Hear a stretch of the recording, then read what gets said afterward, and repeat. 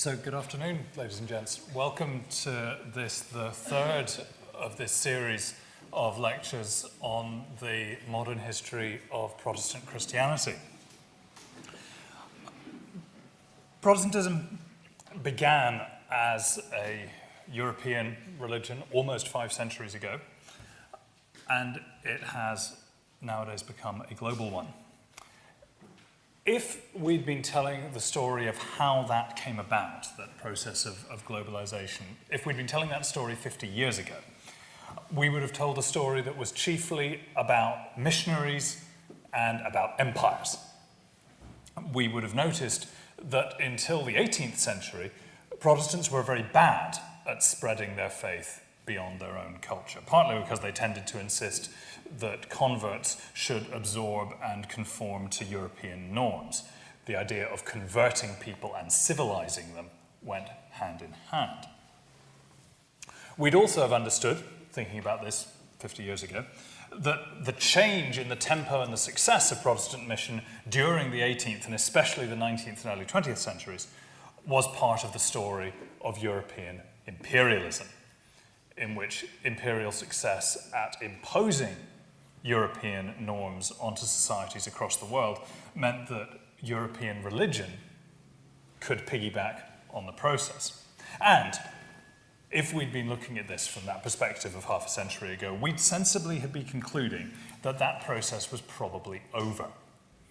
As the European empires were collapsing or dissolving themselves, as nationalist movements across what was then being referred to as the Third World were marginalizing or expelling missionaries and setting up avowedly secular states, the likeliest future seemed that European Christianity, both Protestant and Catholic, would be shrugged off as colonial rule itself had been.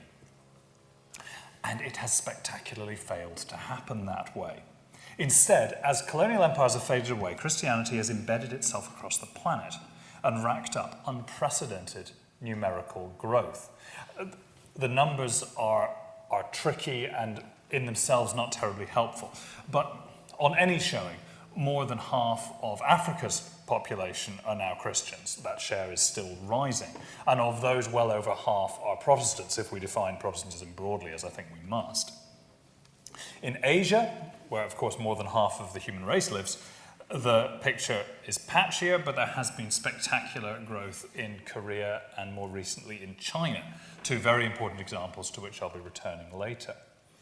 Latin America's case is different. Latin America, of course, was colonized by Europeans far earlier and was held for far longer, and Catholicism has become deeply ingrained there. But in the past half century, there's been an explosion of Protestantism in that region. A multi-country survey in 2014 suggested that at that date, 19% of the population of Latin America are Protestants, rising to 26% in Brazil and over 40% in much of Central America. And more than half of these people are converts. They weren't raised as Protestants. The global explosion of Christianity in general and of Protestantism in particular is one of the stories of our times. And it's now clear that this is, at least not in any straightforward sense, a colonial imposition. It began that way.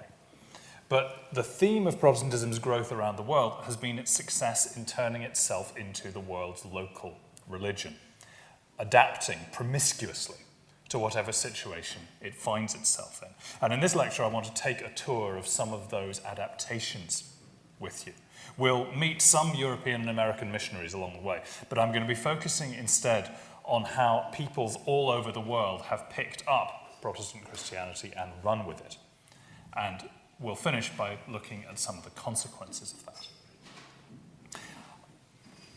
Take, for example, maybe the most unpromising early mission field of all of them, Southern Africa, where the Dutch colonists at the Cape of Good Hope quickly concluded that the Khoi people, whom one Protestant minister called the most savage, stupid, and filthy heathens I had ever met, could not be converted.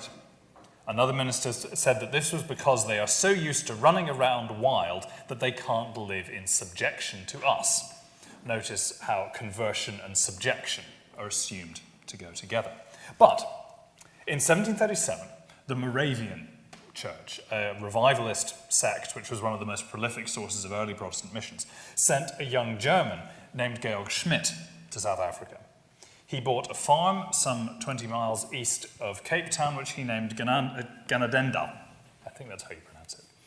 And he established a commune there, gathering a group of Khoikhoi, who eventually numbered 28. In 1741, he baptized 5 of them in a nearby river. That scandalized the Dutch church authorities of the colony.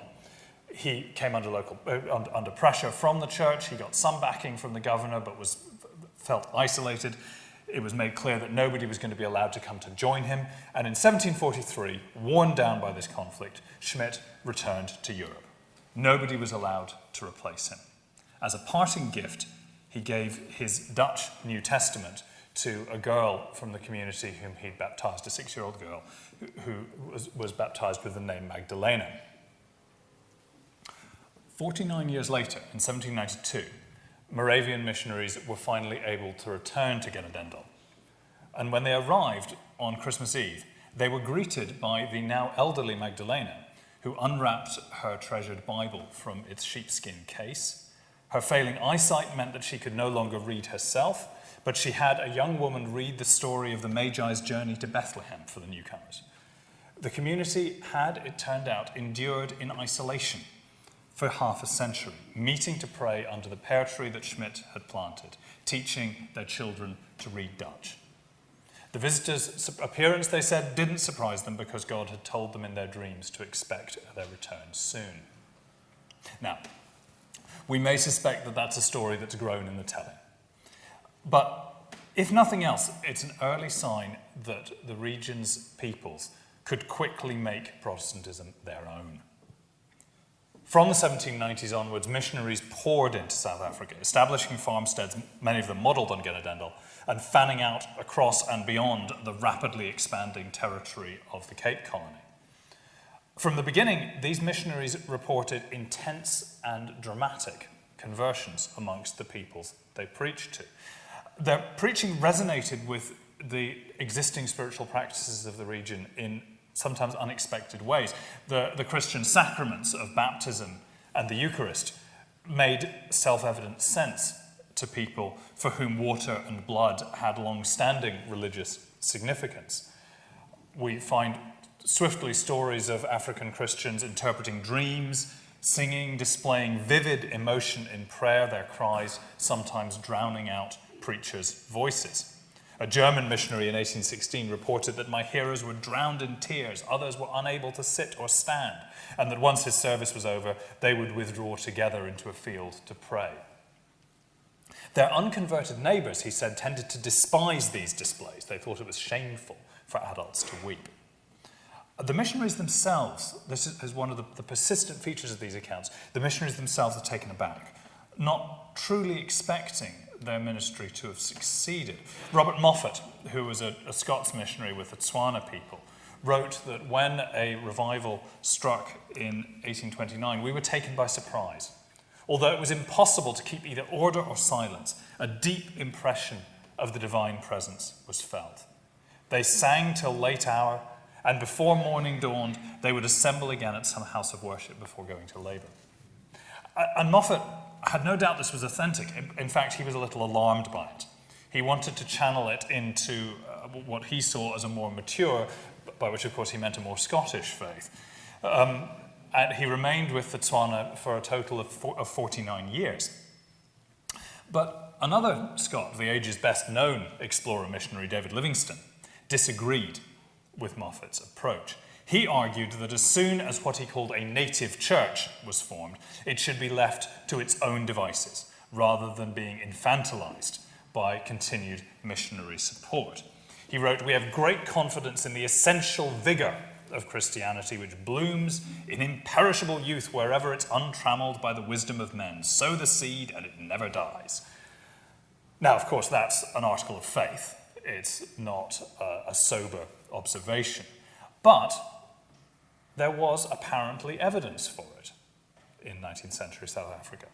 Take, for example, a pioneering tour to the Xhosa of the Eastern Cape, which one early missionary undertook in 1800 to 1. No apparent results from it at all, nor indeed were there by the time the missionary himself died 10 years later. It's only around 1815 that a man named Nsikana, a high-born but outcast Xhosa singer who had heard one of the sermons, experienced a conversion. Following a vision in which he saw a single bright sunray strike the side of his prize ox, he found himself inspired to begin humming and then chanting early versions of what would become the first Xhosa language Christian hymns. He set himself against a millenarian Xhosa prophet who was attempting to mobilize his people for war against the encroaching Europeans with promises of magical assistance, that he'd be able to protect them from bullets. And Nsikana accused this prophet of self-aggrandizement and of lying to the people, and preached repentance and reconciliation instead, and he attracted a substantial multi-ethnic following. The standard narrative of South African church history focuses on the European-led denominations and traces the origins of what are usually called African independent churches only to the late 19th century. But Nsikana's, and indeed Magdalena's, witness suggests that the phenomenon of Africans forming their own Protestant groups is almost as old as Southern African Protestantism itself. What distinguishes the first sort of classic independent church, which was the Tembu church founded by Nehemiah Tile in 1884, what distinguishes that group is that it broke off from an existing European denomination. Tile was a Methodist evangelist amongst his own Tembu people on this area of the eastern frontier of the Cape Province, as it then was. But he broke with his white superiors over what they saw as his unacceptable meddling in politics. His aim was to help the Tembu's paramount chief to negotiate an independent British protectorate, to be directly under the British Crown rather than subject to the Cape Colony. And in order to cement that chief's authority, to boost his credibility with the British, and also, incidentally, to save his people's souls, he proposed to establish a state church in Tembuland, which would be headed by that paramount chief very much as the Church of England was headed by Queen Victoria. It didn't last. The British colonial establishment swiftly decided that this whole project was itself seditious, and when Tile himself died in 1891, the chief admitted defeat and returned to Orthodox Methodism. But that example did help to inspire a series of other breakaway African-led churches, some of them remaining fully independent, some of them then negotiating links with the black churches of the United States of America, although that was not always a happy experience. The man in the middle here is a South African named James Mdwane, who is here in Columbus, Ohio, being received by the bishops of the African Methodist Episcopal Church. He was consecrated as a bishop by them, but came to feel almost the same level of colonial hauteur from his black American superiors as he had from his white British ones. He ended up returning to South Africa and being ordained as an Anglican and becoming head of a new autonomous Order of Ethiopia within South Africa's Anglican Church. That's an order which endured until 1999, when it was refounded as a fully independent Ethiopian Episcopal Church, and Dwame's grandson became its first bishop. The missionary establishment generally disliked these sorts of independent startups. Not least because when disgruntled African ministers left to set up shop on their own, they usually took their congregations with them, leaving the missionaries sore on the hook for maintaining empty churches and often accusing their former brethren of pride or greed. Alongside these mere jealousies were more substantial worries. Independent churches, they thought, might veer into unorthodoxy, whether by incorporating elements of traditional African religions or by forming personality cults around messianic leaders. And more alarmingly still, given that independent churches originated in a rejection of white religious authority, they might also be vehicles for political radicalism. But from the perspective of a century later, things look rather different. In South Africa, as across much of the rest of the continent, it's been independent churches which have been the most powerful engines of Christian growth. Heterodoxy, personality cults, well, yes, there has been some of that, although it's liable to be exaggerated. And as for being politically subversive, well, we'll come back to that, but for now, let's just say it hasn't exactly worked out the way those fretting missionaries feared. Most of these modern African independent churches, and indeed many of the Protestants I'll be discussing worldwide for the rest of the lecture, are what we can rather loosely call Pentecostal. A word which I should say I'm using to mean not only churches like the Assemblies of God, which place a central importance on the experience of speaking in tongues or glossolalia, but on a wider phenomenon of ecstatic, experiential, spirit-centered Protestantism. So there are many African churches in particular, which I would want to class as Pentecostal, in which tongue speaking is unusual, but there may be prophecy, possessions and exorcisms, fainting, trembling, weeping, and there will almost certainly be miraculous healing.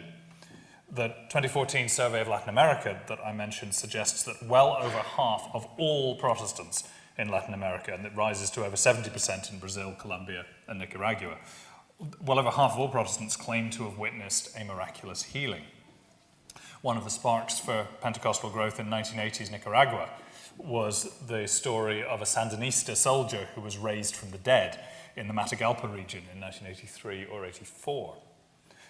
One study of South Africa's Zion Christian Church, which is one of the biggest independent churches in the country, this study found that every single believer who was questioned claimed to have witnessed a miraculous healing.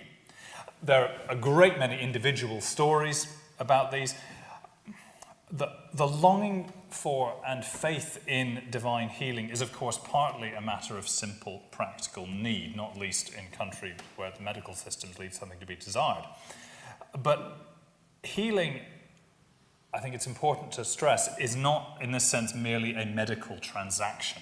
It's a spiritual event whose inner blessing can be overwhelming, even if the bodily effects turn out to be disappointing or illusory.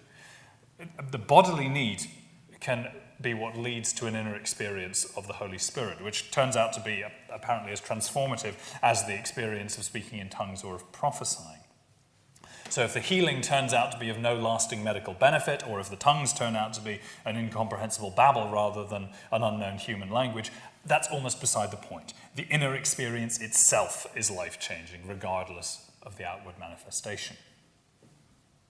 Now, as I said, Pentecostalism is a phenomenon that we associate historically with the United States in the first decade of the 20th century, and for good reason. But it's always been more plural and more global than that. Take, for example, the case of Pandita Ramabai, who came to England from her native India as a young widow in the 1880s. She converted to Christianity soon after her arrival and was baptized as a member of the Church of England. She swiftly became a formidable campaigner for Indian nationalist causes in general and for women's rights in particular. And after a speaking tour of the United States, returned to India to found a refuge for widows, which was set up initially near Mumbai, and then moved to Pune in 1890. To begin with, this was a secular venture. But in 1894, Ramabai had what she called a new experience of God's power, the personal presence of the Holy Spirit in me. The word Pentecostal wasn't yet in general use, but her description fits the pattern pretty closely. She refounded her refuge, gave it a new name, Mukti, salvation, and it was now something which she saw explicitly as an evangelical project. When news of the great Welsh revival of 1904-1905 reached her, Ramabai sent her American sidekick, Minnie Abrams, and her own daughter to go to Wales to see what was happening there for themselves. And the two women then returned in January 1905, aglow with excitement. And on their advice, Ramabai set up daily early morning meetings in her refuge to pray for revival. After 6 months, the fire caught The revival that swept through her refuge lasted for a year and a half, marked by long, ecstatic prayer meetings, miraculous healings, over 1,000 baptisms, and around 700 young women going out as missionary preachers into the surrounding communities. A few months into this, some of the community at Mukti also began to speak in tongues. This is before tongue speaking started in Los Angeles. Ramabai was characteristically robust in denying that this was merely a matter of hysterical women, as the accusation was made. I wish, she wrote, that all of us could get this wonderful and divine hysteria. She insisted that the experience had left believers renewed in their moral character and empowered to pray and to spread the word. She devoted most of the rest of her life to translating the Bible into Marathi directly from the original languages. Her American disciple, Minnie Abrams, wrote a booklet describing these events, which was read across the world. In particular, Abrams sent a copy to a former classmate of hers from Bible school who was now a Methodist missionary in Chile. And it was that report which sparked the beginning of Pentecostalism in Chile, which became one of Protestantism's first Latin American strongholds. The same stories of the Welsh revival of 1945 were also being read enviously by missionaries, well, all over the world, but in particular by missionaries in Korea. One of the things that makes Korea such an interesting case is that it's the only example from this period of Christianity being the anti-colonial religion. Korea was at this point coming under Japanese dominance, and many Koreans hoped, vainly as it turned out, that America might defend their independence. There had been a trickle of converts and much interest in and welcome towards Christians. But the missionaries didn't want adherents who found Christianity politically useful or materially beneficial. They wanted a revival. A few years of concerted prayer for one culminated in a 10-day-long church conference planned in Pyongyang, now the capital of North Korea, in early 1907. A meeting there on the 6th of January, where 1,500 Korean Christians were present, turned into an extraordinary evening of public penance. One astonished missionary wrote, "Man after man would..." This was an all-male meeting. There were separate meetings for men and women. "Man after man would rise, confess his sin, break down, weep, then throw himself on the floor and beat the floor with his fists in a perfect agony of conviction. They'd break out into uncontrollable weeping. We would all weep together. We couldn't help it." The following night, it was more so.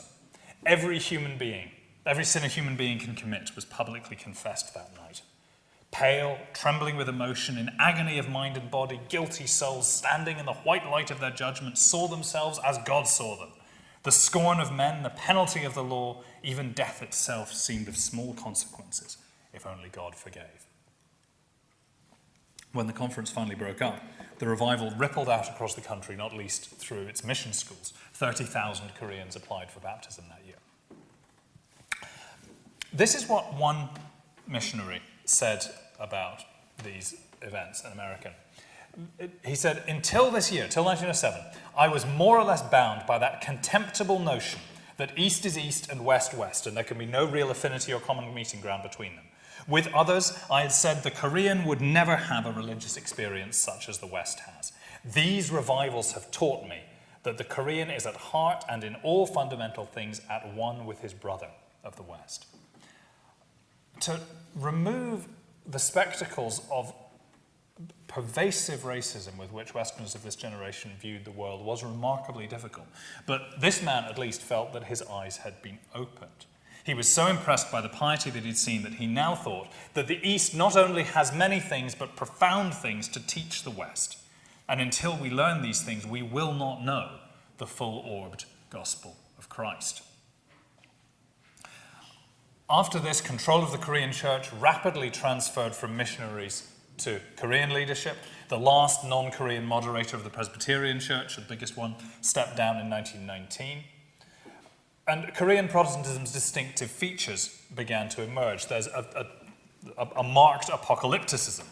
There are practices of memorizing and reciting large chunks of the Bible. One particular practice that emerged during 1907, which remains common in Korean churches down to the present, is unison prayer, in which all those present at a meeting stand and pray aloud at the same moment, each person standing and saying his or own individual prayer. It's a sort of form of collective speaking in tongues in which you can speak secrets aloud in company, but be confident that nobody's going to hear you.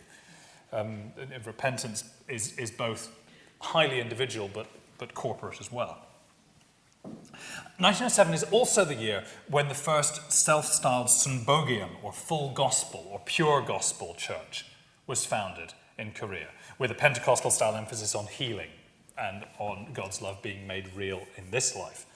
Many churches have taken on that label since, but it's become associated above all with this one, the Yoido Full Gospel Church in Seoul. This is the largest single congregation on the planet. The membership figure hovers somewhere around 800,000. This is just the central hall. There are dozens of others joined in, participating in the same service by CCTV. It's a church that was founded in a tent by a pair of penniless seminarians in 1958. And by their account, it's been based from the beginning on their highly distinctive practices of prayer. Cho Ja-sil, the older of the pair, developed a practice which she called triple prayer, which is combining prayer in tongues, prayer while fasting, and prayer vigils lasting all night. And she trained the church's cell groups in that practice. She died in 1989, but more than 80% of the church's cell group leaders still are women, and women outnumber men amongst the church's formal ministers, even as it restricts formal preaching and pastoring to men. Meanwhile, her younger colleague, Cho Yonggi, who is now 80 and is still the leader of the church, had a slightly different practice, which he called specific prayer, being led by God to pray for very particular outcomes. For example, early in his ministry, so the story goes, he prayed for a bicycle and a desk and a chair for his office. But God told him that this was not specific enough. And so he prayed for a desk out of Philippine mahogany, a chair with a steel frame and little wheels on the bottom, and a bicycle made in the United States of America. The following day, although troubled by doubt, he preached that he had actually received these things, which, as of that moment, he had not. His congregation, knowing that he was as destitute as they were incredulous, but by the time he was challenged to produce the objects, donors had provided them. Now, that's a preacher's tale.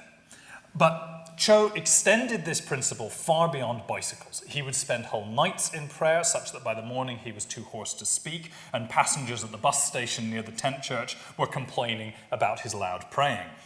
He prayed for healing, fully expecting miracles, but also, crucially and notoriously, he prayed for worldly prosperity for himself and for his congregation. God, he has preached, doesn't want his people to be poor, but to enjoy what this world has to offer. And if they pray in faith for wealth, they will receive it.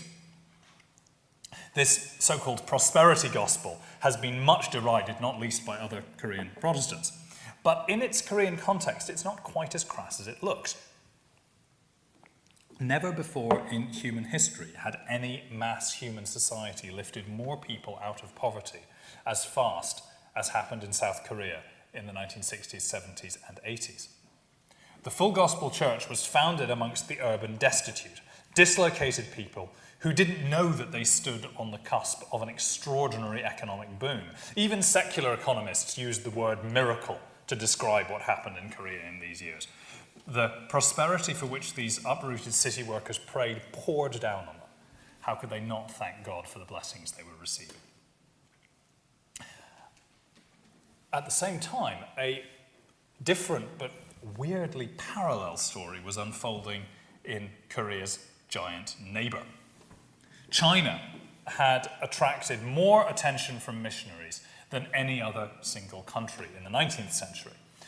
By 1949, when China came under communist rule, Chinese Christianity was highly visible, with its strongest presence in the cities, and it was making a transition from missionary leadership and support to indigenous control.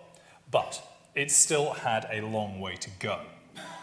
It was also strongly associated with the defeated nationalist regime of Chiang Kai-shek, who had himself been baptized Protestant in 1930, but whose conversion, like many others, it seemed in retrospect to be about convenience and political positioning.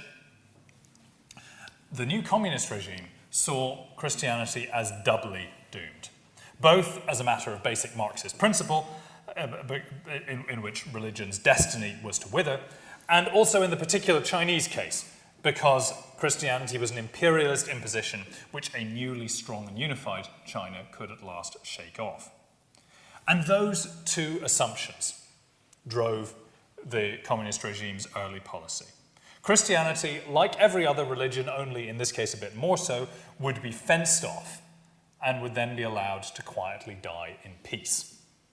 As the new Premier Zhou Enlai explained to Christian leaders in 1950, "We think your beliefs untrue and false. Therefore, if we're right, the people will reject them and your church will decay. If you're right, then the people will believe you, but as we are sure you are wrong, we are prepared for that risk." That might sound like a fair and a bracing challenge, but in practice, during the 1950s and early 60s, the pressure that was placed on China's Protestant churches, and the Catholic ones, but the two were dealt with very separately, steadily ratcheted up. All Protestants were expected to join a single so-called United Front church organization. They were compelled to sever all foreign links, to avoid proselytization of any kind or youth work of any kind, including baptizing children. The numbers of churches were progressively restricted, such that in Shanghai, for example, the number of churches fell from over 200 in 1949 to 11 in 1965. The numbers of clergy were also being capped. Getting time off work to attend church on a Sunday became difficult. Known Christians found their careers blocked. They were, of course, barred from joining the Communist Party. They might find themselves obliged to attend political study sessions on the evils of religion, or to take part in denunciation meetings to denounce fellow believers as rightists. Church services tended to be cancelled at the last minute, church buildings commandeered for political meetings. Any movements that refused to cooperate with this drift of policy were suppressed with some severity, and there were several leaders who endured long prison sentences. Unsurprisingly, under these circumstances, congregations shrank quickly. In 1963, there wasn't a single baptism in Shanghai, only 4 over the following 2 years. And all of this, it turns out, was a prelude. With the onset of the Cultural Revolution in 1966, all Chinese churches and temples of any kind were closed, and they would remain so for 13 years. It looked as if China had successfully suppressed Christianity.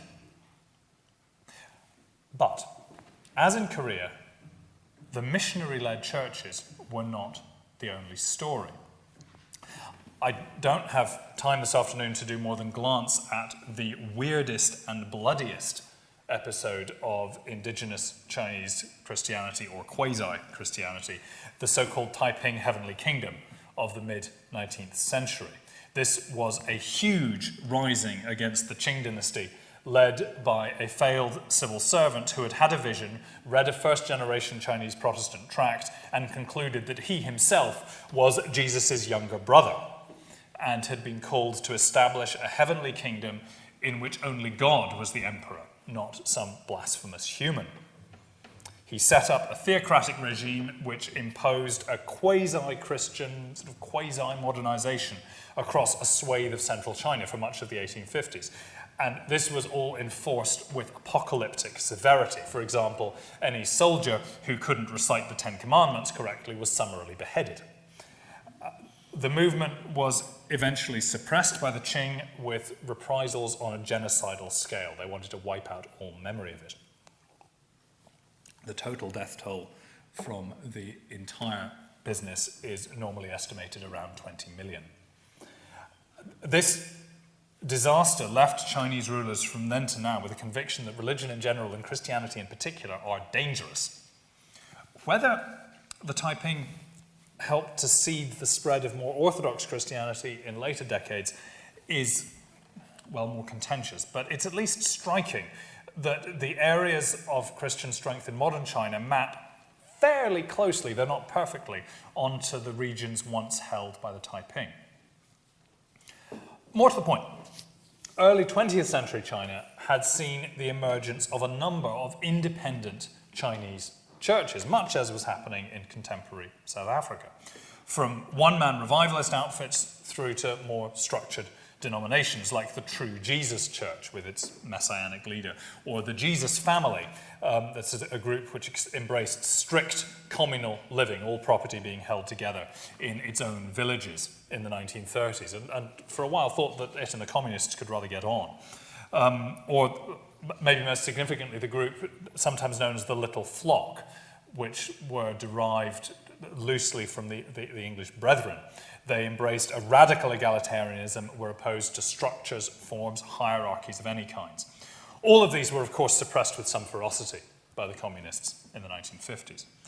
But they showed already that a genuinely popular indigenous Protestantism in China was possible if the circumstances were right. And bizarrely, the right circumstances seem to have been those of the Cultural Revolution.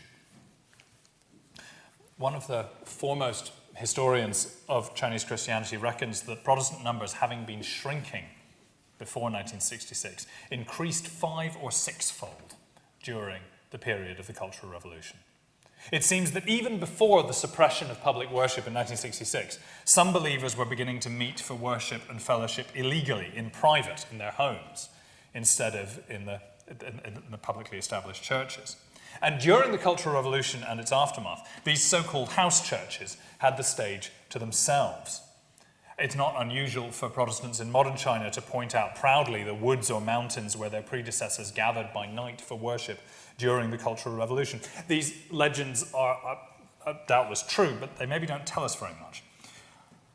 Strikingly, there's very little evidence, though, that this was happening in the cities, which had been the heartland of Chinese Protestantism.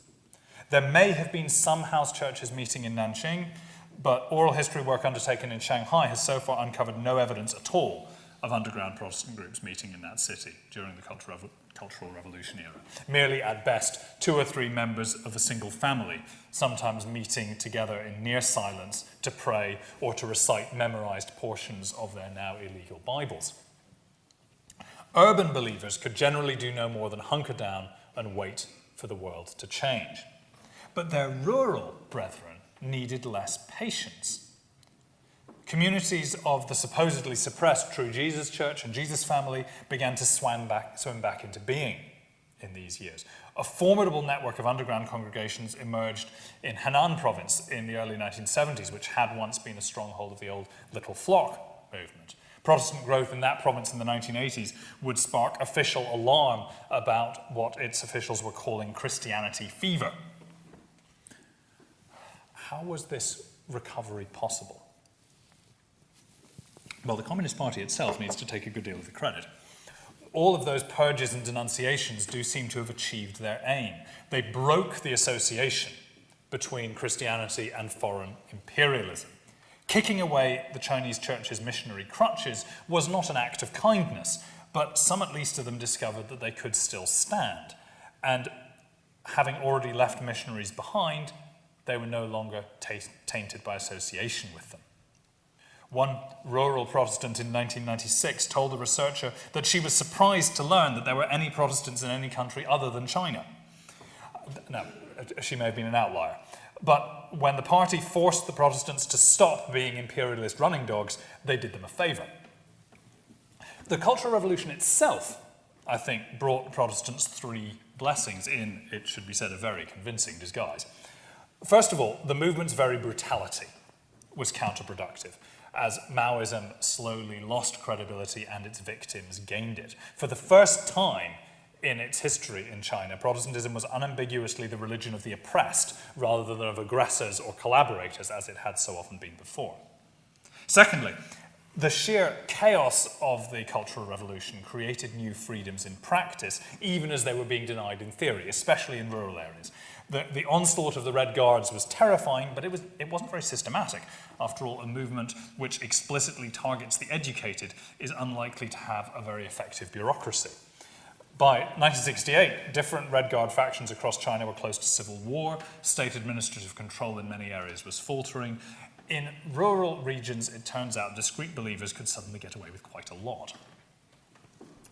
And thirdly, in one critical sense, the Cultural Revolution actively supported the Protestant cause. Its attempt to build a new communist culture in China self-evidently failed. But The effort to destroy existing Chinese cultural patterns, the explicit purpose of the movement, was another matter. A cultural scorched earth policy makes it easy for invasive species to take root, especially species whose seeds have already been widely distributed. As one disapproving Chinese academic put it in the 1980s, the Cultural Revolution caused a vacuum to form in the minds of many people, giving an opportunity for religion. And here, Protestantism had a unique advantage over its religious rivals, namely its weightlessness. Protestantism had no material requirements at all. It cost no money, it needed no professionals, and it left no evidence. It didn't even need Bibles, which was just as well because the Red Guards had ensured there were none. Not as long as there were people who could remember the stories, or shortwave radios which could pick up transmissions from Hong Kong, Taiwan, and the Philippines. What it needed was prayers and songs and faith and the name Jesus. One traveling exorcist and storyteller of the time who was interviewed 30 years later sounded almost wistful for those heroic days. She said that the miracles which had once flowed so plentifully had become far fewer, but that was only to be expected.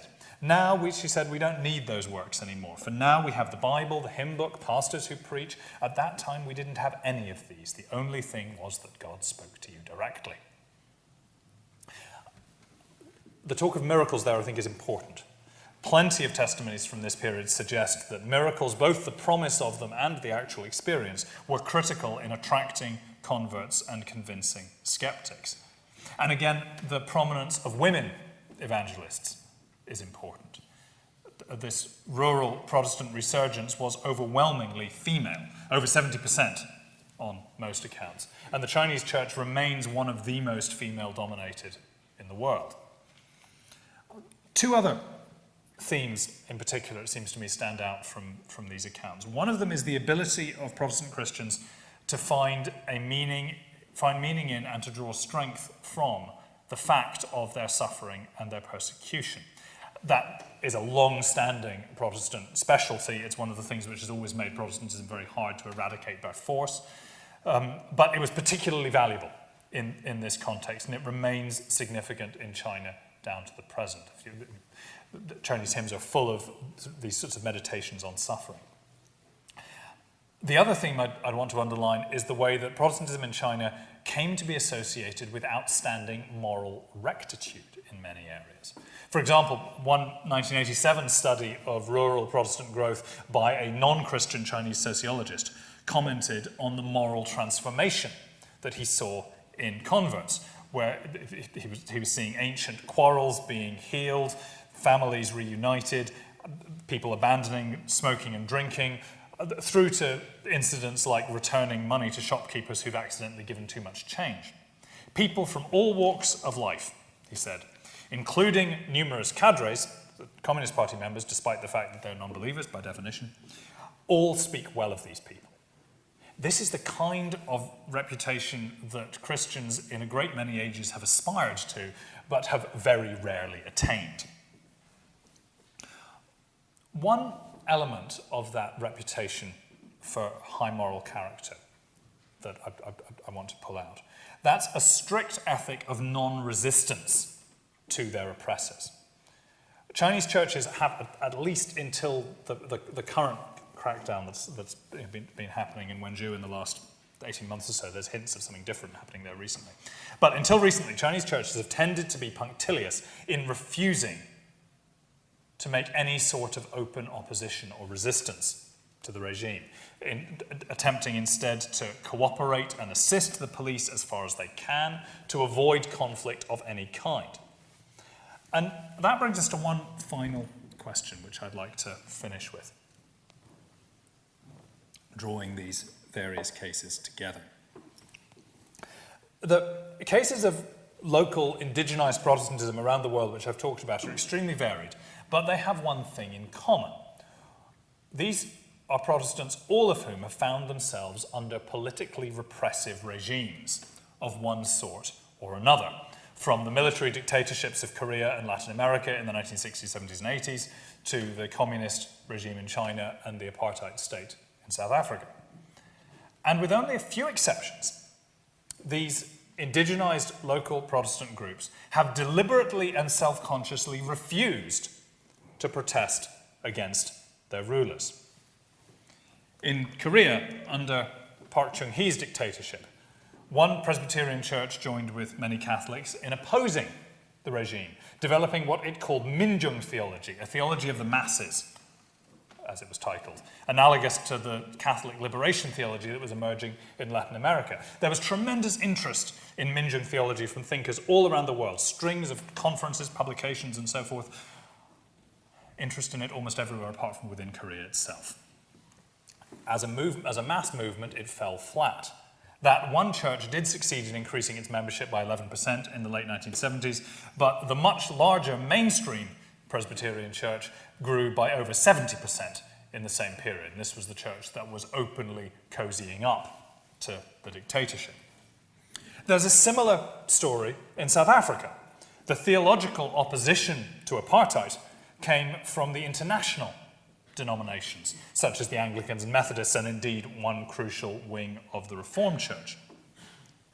Most of the African independent churches were determinedly apolitical.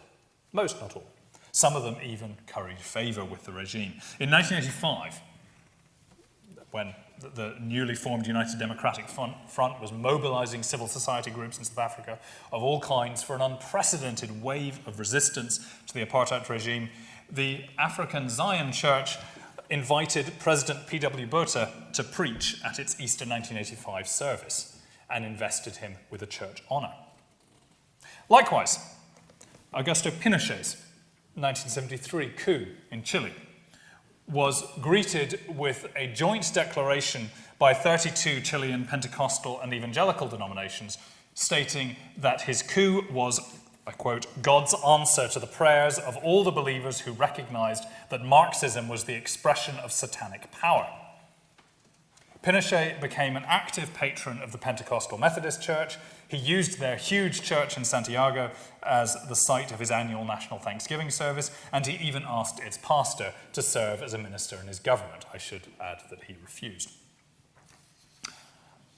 So, the case for the prosecution, and it's often spoken about in these terms, is that modern indigenized global Protestantism is the dictator's friend, that it's inherently politically right-wing, if indeed it's not actively supported by the CIA and by American denominational links. There is some truth in this. The moralizing self-help ethos, which tends to see politics as inherently corrupt and as corrupting, and which looks to God's power rather than the state's power for salvation, is certainly an ethos which fits more easily with the modern centre-right than with the modern centre-left. Although it should be said that the racial egalitarianism, the anti-nationalism, and the strong line on domestic violence that is common to many of these communities would lean the other way. It's also true that most of these churches, as in the Chilean case, have long simply assumed that Marxism is their enemy, a feeling, of course, which was generally reciprocated. But I think this attempt to label them as right or indeed as left-wing both misses the point and reveals a deeper oddity.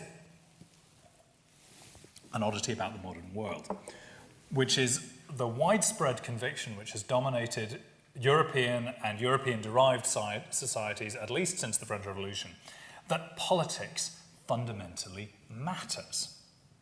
The conviction that most human problems are susceptible of political solutions.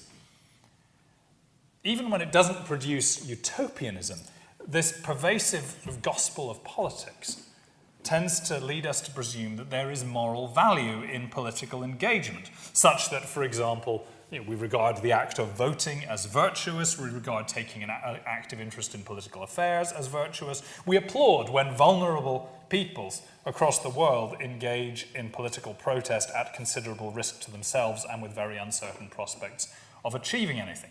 Now, I should say I'm as much a believer in this gospel of politics as anybody else, but I do think it's worth noticing that in the longer context of human history, it's a rather odd way of thinking about the world. After all, most of what makes for real happiness in human lives has nothing to do with politics, and quite a lot of human misery is apolitical as well. the really radical, disturbing, and dangerous idea that modern indigenized Protestantism has been quietly promulgating is that political life is simply not very important, and that it needs to be kept firmly in its place. China is, I think, the test case here. The so-called house churches there, this is a community whose numbers are impossible to judge, but almost certainly exceed 50 million people. They have, it appears, the same political mood as indigenized Protestants elsewhere. That is, patriotic acceptance of the legitimacy of their government, punctilious avoidance of confrontation with and obedience to that government as far as is possible, a determined refusal to engage with political issues, and a wish to be left alone to run their own affairs and to call on God for help. The difference is that while many authoritarian regimes have welcomed that sort of apolitical withdrawal as useful to them, a proper one-party state can't. In that context, the very attempt to carve out an apolitical space is a subversive act. Our own age has produced two huge international religious movements which are comparable to each other in their timescale and their scope and their global reach.